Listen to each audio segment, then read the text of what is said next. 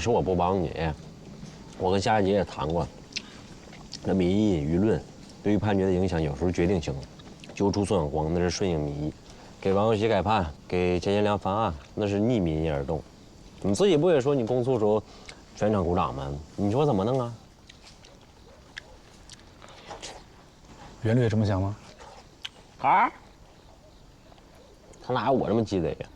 他书生气太重了，你骨子里还是个少年。我跟你说，有时候我替他接案子吧，我是在保护他。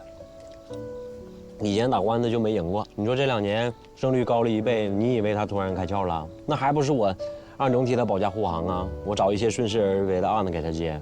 兄弟，你说我容易吗？我还得挣钱，我还得哄他。那你要那么累，别跟他干了呗。你这能力，你自己开个律所，不一样挣大钱？念旧嘛，就这一个缺点。老杜，你要是说你爱钱，这我同意。但是你要说你只认钱，那我可不同意。一个只认钱的人，不会往心里塞石子儿。那他咋啥都跟你说呢？你想接这个案子，我们都知道。我先回去了啊。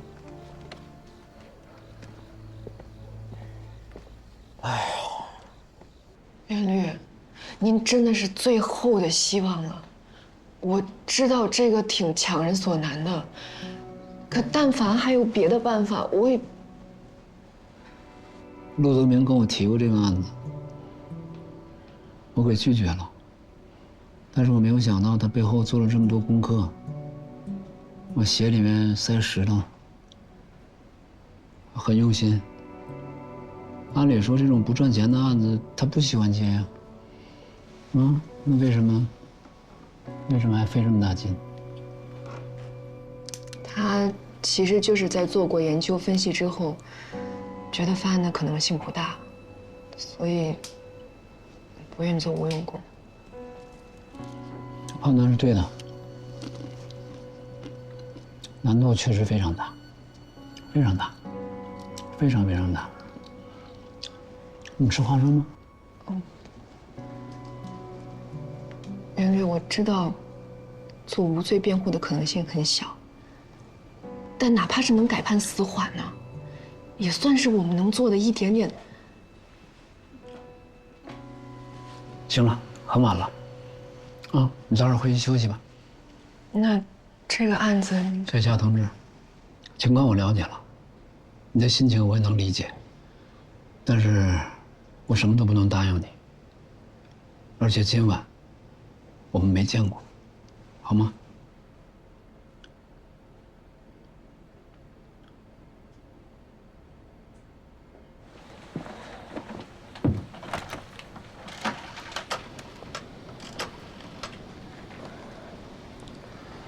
喂，谁呼0487啊？一位姓袁的先生让您买点啤酒，赶紧回去找他。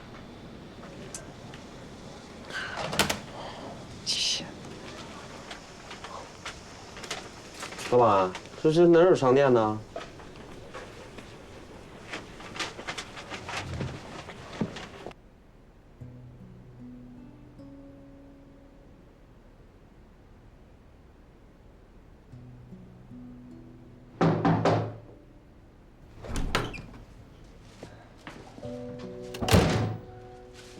都几点了？啥事儿啊？哎呀，你啤酒买了？砸人小卖部门高价买的，怎么这个点想喝酒啊？哎，睡不着。咋睡不着了？不知道，想聊聊天。聊聊呗。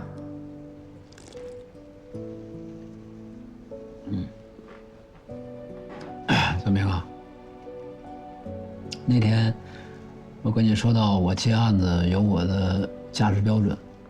啊，很爱听，很受教。爱听啊？好，那就聊一聊关于我们为什么要当一名律师。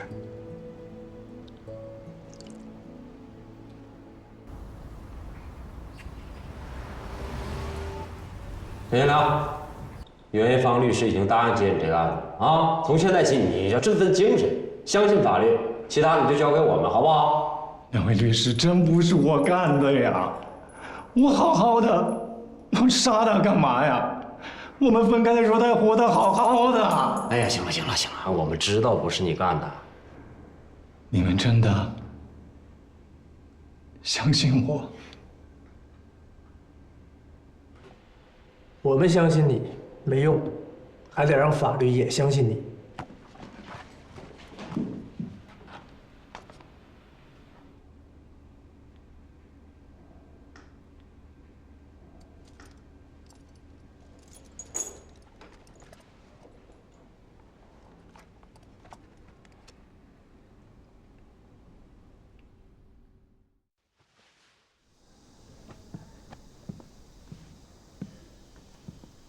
都喝上了，喝了。给你倒杯水。喝。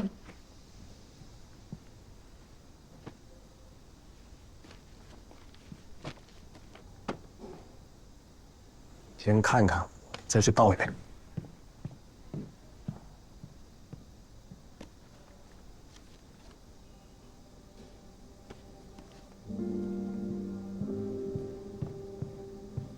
我看着干嘛呀？看看呗，没事儿。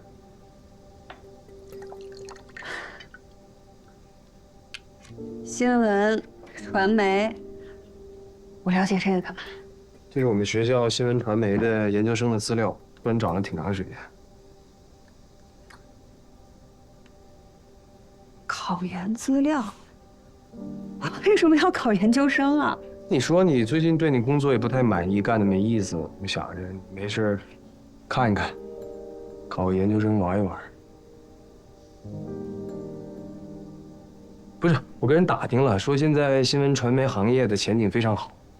你说这万一考上了，留在北京工作机会也多。我为啥要考这个研究生？重点来了，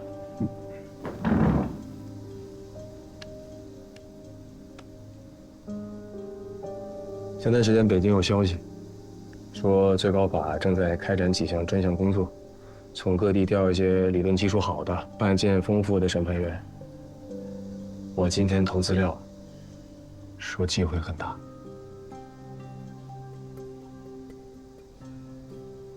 所以你都想好了，你要去北京，所以让我考研，你这是来通知我？是通知你，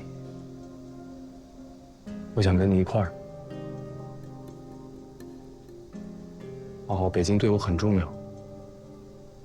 不管说是想改变一点什么，或者说做出一点成绩，但是没有意义，只能回北京。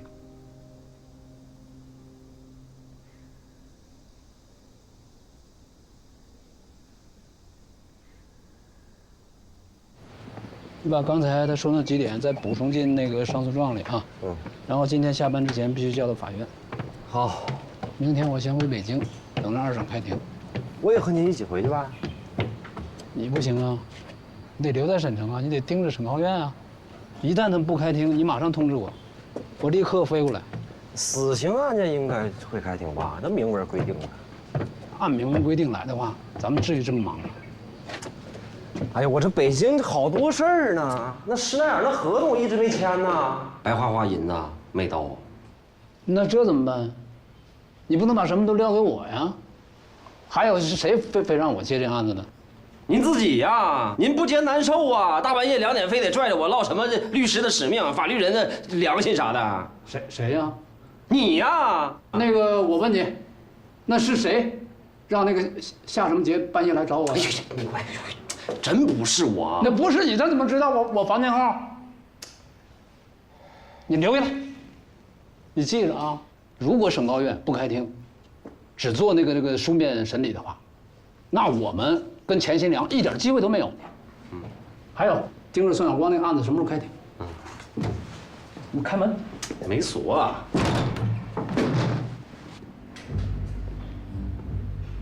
现在继续开庭，经滨江市人民检察院补充侦查，决定将姚波流氓团伙案重要成员宋晓光缉拿归案，合并审理。带被告人。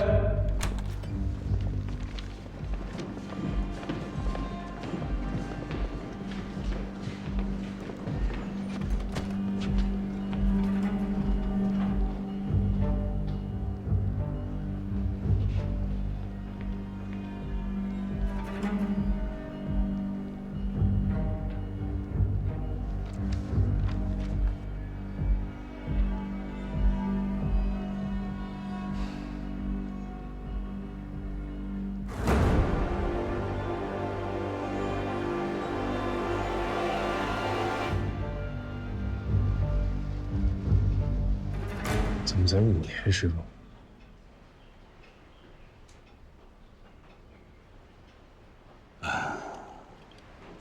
咱们就按办案来说啊，他们呢确实是糟蹋了数余名女性，但这些女性的情况呢也各有不同，有些呢属于卖淫嫖娼，有些呢属于你情我愿，真正属于强奸的只有2起，而且这个宋晓光也都没有亲自参与。至于暴力行为、敲诈勒索，也没有出人命，只有轻伤。一个女青年被他们逼到自杀，师傅您这么说，想了大众吧？根据咱们现在提供的材料来看，这事儿很难界定的。而且呀，这个宋晓光家已经积极的进行了赔偿，人女方家属也表示了谅解呀。乔家根本就不差钱，谈不上什么谅解，肯定是被逼的。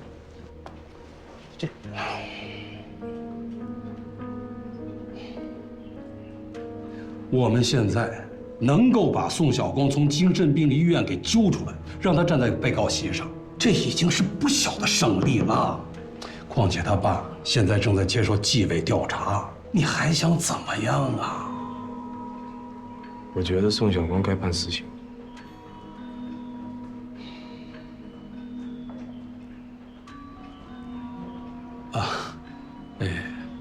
我先上趟厕所啊。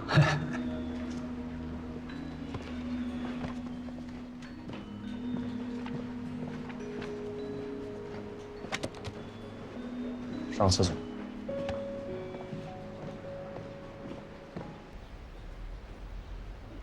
那个叫袁一芳的律师，是你拆队来的吧？差不多行了。我们这些老同志在你身上能够看到我们当年的影子，大家都很欣赏你。你以后还得在滨江发展呀。您扯哪儿去了，师傅？您看之前王有喜的案子也是按流氓罪起诉的，人判的比咱重多。你这话里话外的意思，非得判他死刑啊？我没有要判他死刑，那5年是不是有点太……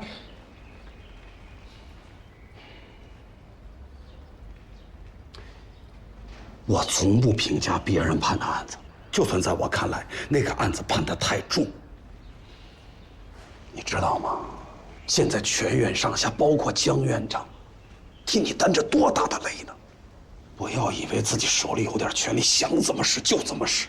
死刑啊，那是说判就能判的吗？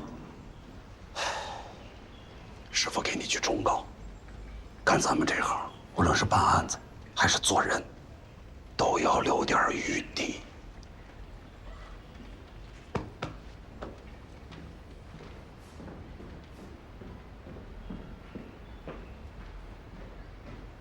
下面呢，咱们合议庭统一下意见。杨姐，您的意思是？我听你们的。小玉，同意。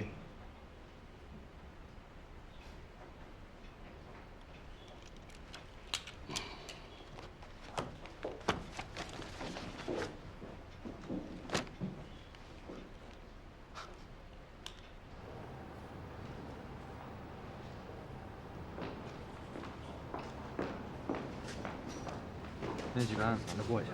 是。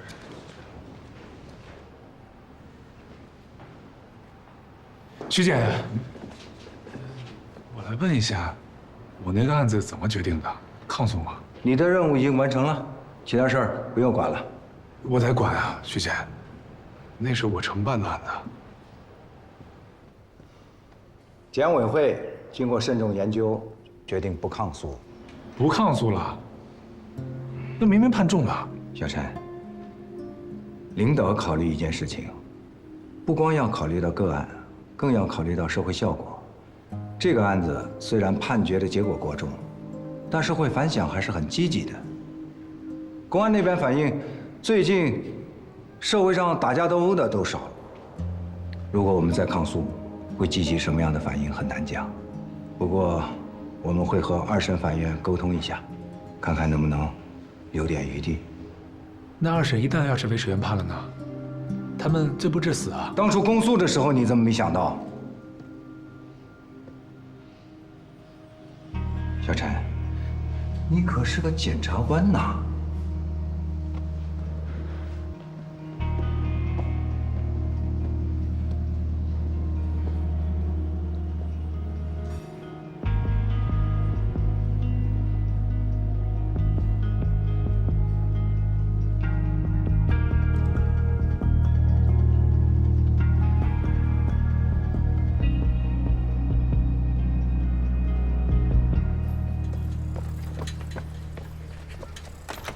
哎，你这是长途。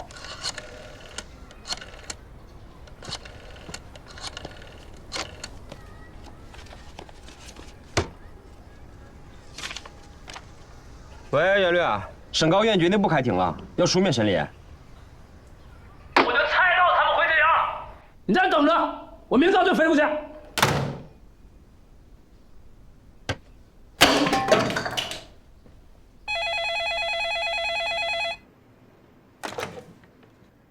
喂，啊，一中啊！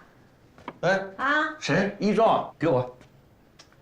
我跟儿子说2句话就不行了。这是郑晚打电话过来，肯定是找我有急事。你说，你说。一中啊，是不是你那个案子？我先跟我妈说说话。哦，等会儿，找你的。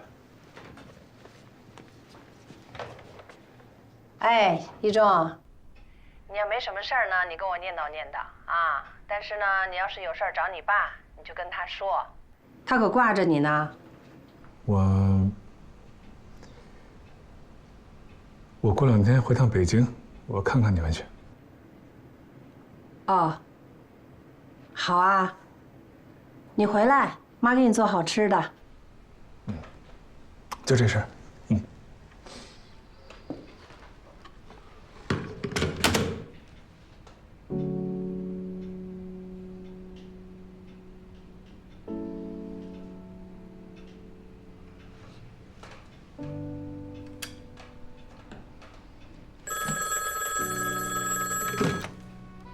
喂，一中啊，我说过，作为一个法律人，一个检察官，把自己的精力和愤怒投射到某个具体的案子上去，不是一件好事。当我们在讨论一个法律问题的时候呢，我们要有一种，比较怎么说呢？要理性。作为你的父亲啊，我是完全信任你的任何决定。我只是希望我们在讨论问题的时候，能够用一种理性的、尽可能细致周全的方法。你放心，我不会再说什么等一等啊，要有耐心啊，别没出息啊之类的。你的人生是你自己的，我只是……我可能杀人了。啊？是，你说什么？你怎么了？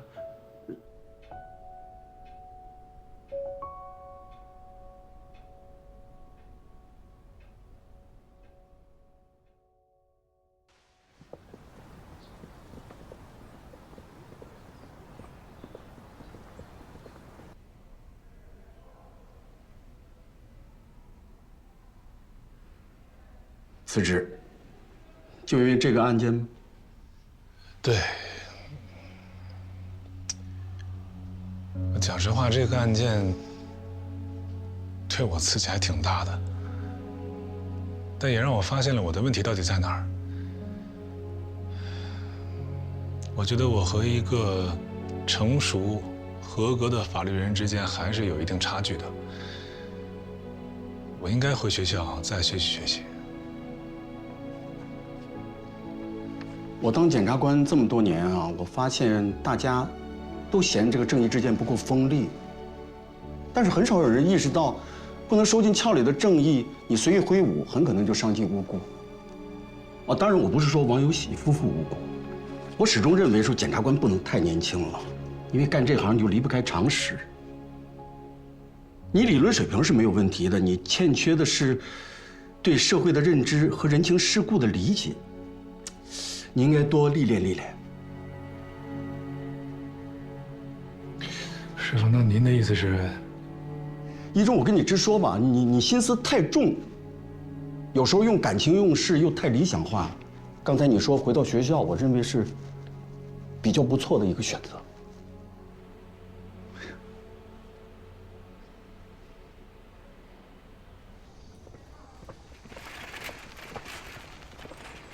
哎呀，挡不住啊！他都来好几次了，我都跟他说了。哎，原来我这交涉呢，在这儿等着。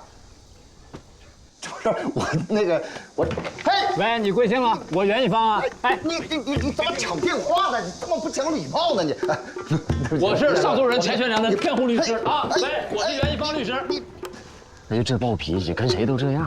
这意大利一不都是这样？实在不好意思，太麻烦了，太麻烦了。那回。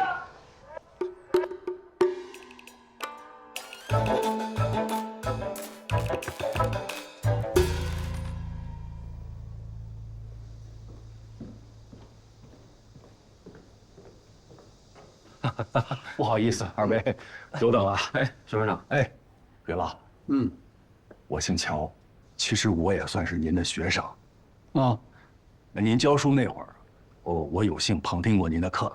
乔审班长，那恕我直言啊，这么大的死刑上诉案，为什么不开庭审？哎呀，两位先坐下来，你坐，我慢慢讲，慢慢讲。我站着听，我站着听，我站着听。情况是这样啊，这一来呢，最近案子积压的太多了，实在忙不过来。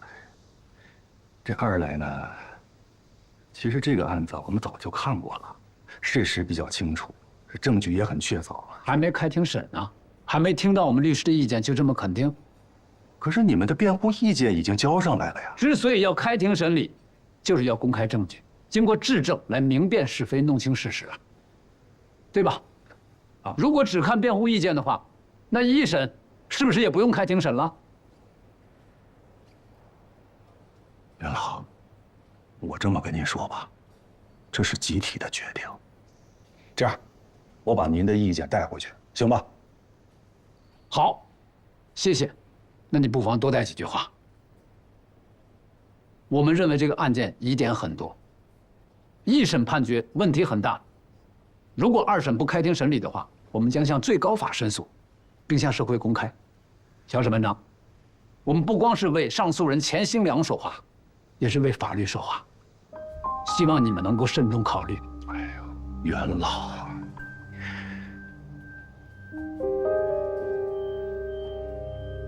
袁先生，我一定转达，并且积极争取开庭审理。好。大家看啊，上诉人所住的下水村到第一现场的距离不到3公里，但这中间有条河呀。上诉人钱新良和被害人于三花都不会游泳，他们想要从下水村到达杀人现场，必须要绕过这个远于5公里的浮桥，再折返大约3公里才能到达小树林。我们查了气象记录，案发那一周持续高温，温度高达35度到37度。湿度超过60%，闷热的像个大蒸笼，你这对谁都难受啊。那我想问的就是，与上诉人谈了离婚又大吵了一架的于三花，到底是什么理由让他心甘情愿顶着酷暑与上诉人走了那么远的距离呢？据一审公诉人所说，钱新良甚至还带着一把菜刀当凶器。可钱新良整个夏天惯常穿着是普通裤子和蓝色的的确良衬衣。那这把长320毫米、重400多克的宽背菜刀，它他藏哪儿了呢？还有他为了抛尸准备的3条尿素袋，就那么拎着吗？不奇怪吗？不可疑吗？不可笑吗？难道于三花就感觉不到蹊跷，感觉不到危险吗？你胡说！你是收了昧心钱了，我闺女就是他杀的。好，停席。先别说了，注意法庭纪律啊。接着说吧。好，就算钱新良巧舌如滑，骗了于三花，他把刀、把袋子都藏得天衣无缝。那我们来算算时间。10月中旬，凉风习习，我一个健康的男人，快速走了16公里，不停留，不作案，总共花了3个半小时。啊，注意啊，我说的是理想的天气，理想的状态。于三花那天穿的可是半高跟皮凉鞋啊，加上杀人、分尸、抛尸所有的工序，需要的时间合理估计至少要5个半小时。而且我们有证据证明，钱新良在案发那几天因为足底挖鸡眼而感染，行走困难。我跟大家解释一下，什么叫做鸡眼啊？鸡眼就是足部与辩护人，不要展开描述性的解释，说重点。好的，审判长。重点就是我模拟他生命的状态的步数又重新走了一次，加上作案时间，全程总共需要9个半小时。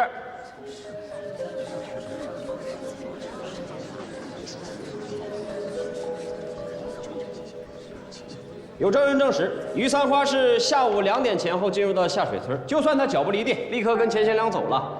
钱新良干完所有的事儿，瘸着腿摸着黑回到村子，最少要晚上11点以后。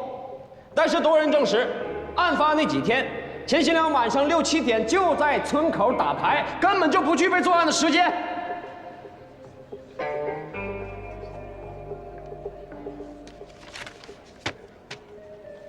更何况，死者身份鉴定本身也存在疑问。他胡说，他胡说呀，他胡说呀！青天大老爷，你们不能听他胡说呀！法警，我闺女就是让他把家属杀的呀！带离法庭。警察，你们请你们理解一个当母亲的心情吧。审判长，我们不说话了，我们相信法律的公正，我保证不说话了，不说话了。辩护人，请继续。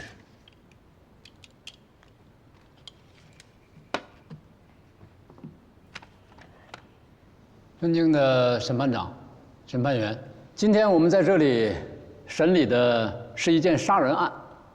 上诉人在一审的时候已经被判了死刑了，可以说现在他的生命就攥在台上3位的手里。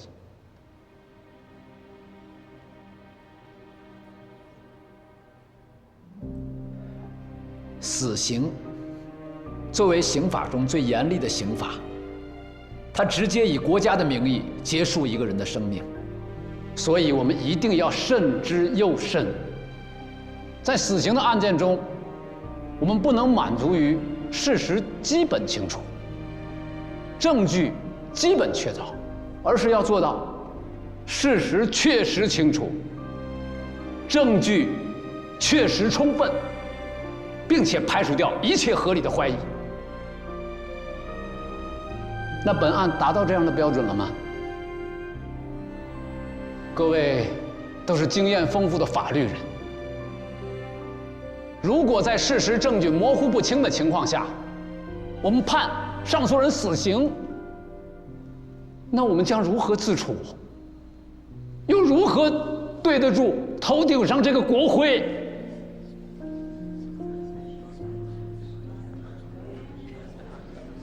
你们俩说一下各自的意见吧。证据是有些问题，今天辩护人提交的新的证据也很有力。要是按示意图所示的话，钱新良是没有办法完成作案的。搭车有没有可能呢？他自己开着手扶拖拉机呢？骑着自行车带着于三花呢？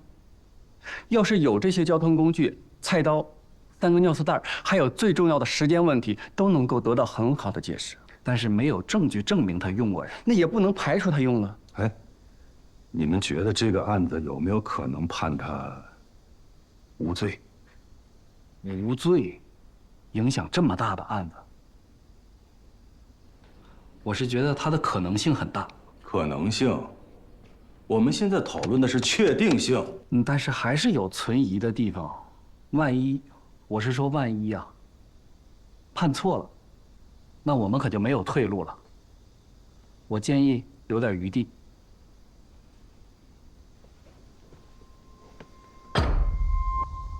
准备开庭吧。本院认为，一审判决事实认定清楚，但量刑不当。本院判决如下：撤销滨江市中级人民法院滨刑初字第239号刑事判决。上诉人钱兴良犯故意杀人罪，判处死刑，缓期2年执行，剥夺政治权利终身。本判决为终审判决。现在闭庭。这不公平啊！天大老爷，这不公平啊！他该死啊！天大老爷，这不公平啊！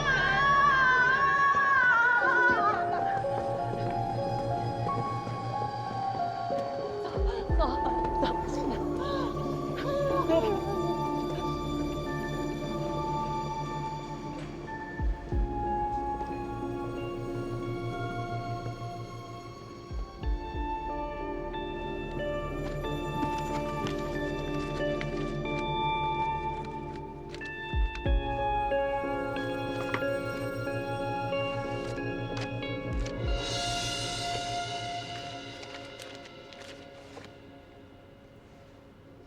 这不起码保住一条人命吗？咱这也算阶段性胜利了，是吧？刘哥，你这次挺棒的，以后可以独立辩护。那不行啊，你不在我心里没底呀，你得在呀。我老了，一罪从轻到一罪从无，一字之差。还不知道蹉跎多少年呢。我是怕。你老啥呀？不是你怎么还能没信心呢？那你不干了，那我也不干了呀。我不就喜欢你那屡败屡战的劲儿吗？我上大学，我就是因为看你当律师，我才想当律师的呀。你怎么能说这话呢？我是真怕我见不到那一天。有啥见不到的？那不有我了吗？咱俩就一起看呗。干啥呀？你起来！你不说你是悲观的乐观主义者吗？你起来，你乐观乐观。你说你这么大岁数，你钱你挣不着，净说这丧气话呢？怎么？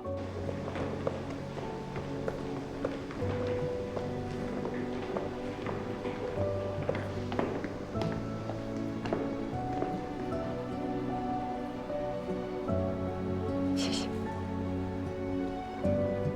不客气。什么不客气？高兴回复，应该的。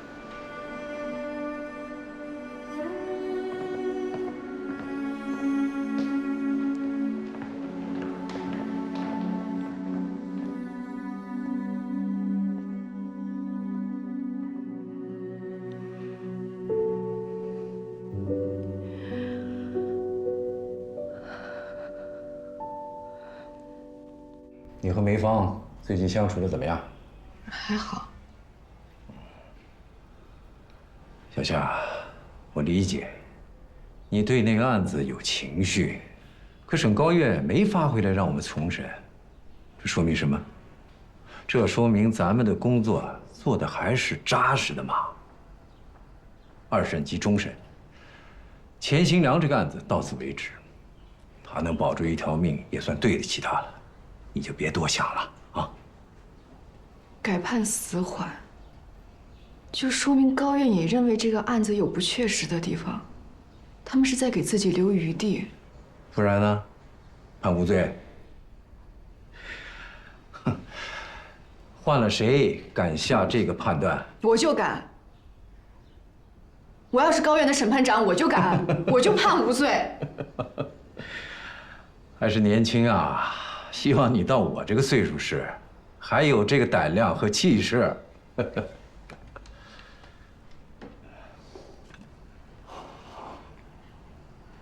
庭长，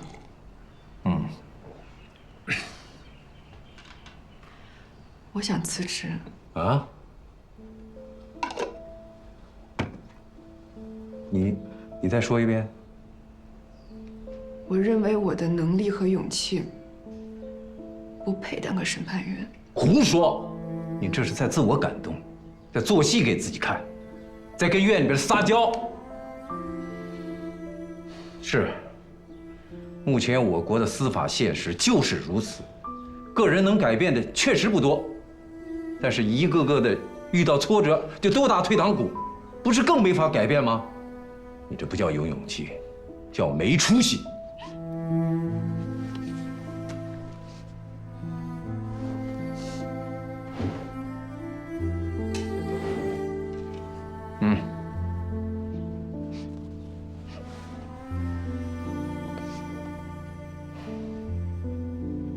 小夏，我们大家对你是殷殷期待，成为一个合格的审判员，今后要经历的太多太多，你这才哪儿到哪儿啊？好多法律人的工作难度，你是无法想象的。我知道。你不知道，人不设身处地，是不会感同身受的。这样吧，先给你放个假，等你回来，再来跟我谈。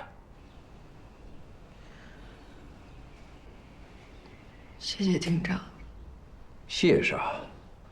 你这3年没休的探亲假，我都给你攒着呢。虽然纪律不允许，但我给你申请破例。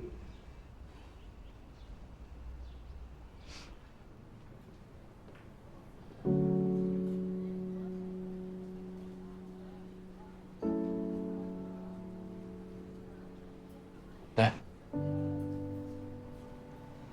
喝呀！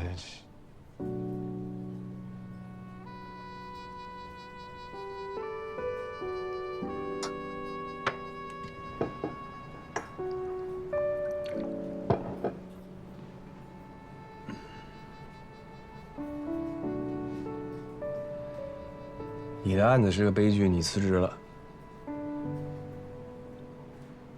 你案子也是个悲剧，你也辞职。我这说不上是喜剧吧，但我也没办明白，是吧？我怎么辞职？我没有办法辞职，我家在这儿，我有家人在这儿，我怎么辞职呢？我没有办法。现在院里边说什么都有，说雷声大雨点小，预告员。你说你这不就给宋晓光挠个痒痒吗？5年怎么判的你？说过什么沽名钓誉？我有这个能力吗？我沽名钓誉？我想给他一个死缓，张德山同意吗？院长能同意吗？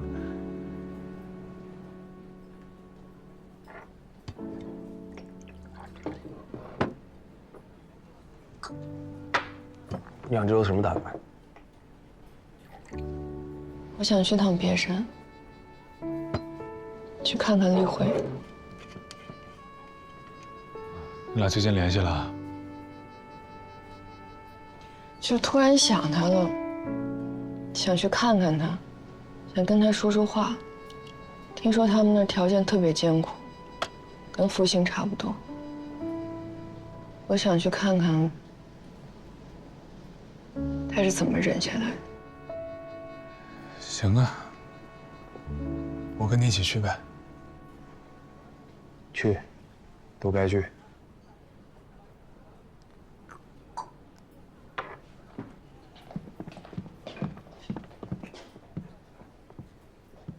于大审判长，天哪！哎呦，乔总，哇，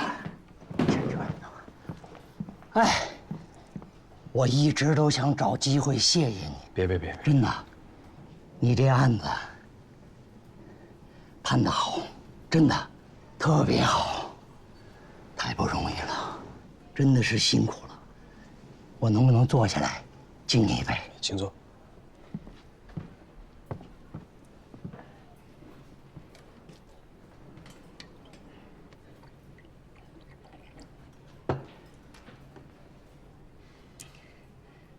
这么大一个流氓团伙的首犯，这么大一个衙内，居然能让他给送进监狱，真的太不容易了，太辛苦了。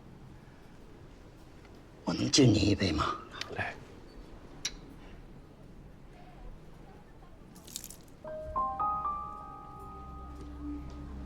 这一杯敬我女儿。应该。你还记得我女儿吗？记得，当然记得。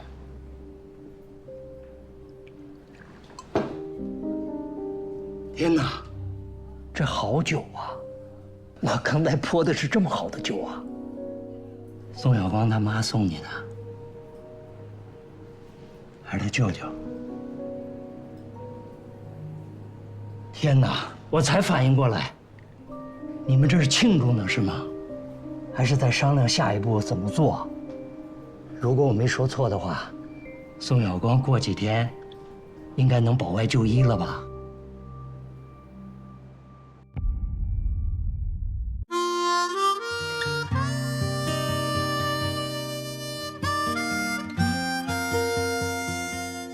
再道别，时光也不回首，再沉重，青春也如海流，就约定奔赴各自的路口，也要将同样的梦守候。有的花等了等又溜走，有的路崎岖多风雨骤，别担心，疲惫了就无从解忧。我微笑代表懂你感受，那些委屈苦痛蔓延在夜的尽头，也曾追问自己勇气还够不够。有一颗心闪烁，仿佛在问候，那是你来时许下的梦。生活的渴依旧，不再脆弱的双眸，花开无声，就在不经意的时候。平凡的路，写就不平凡的梦。我会一直伴你左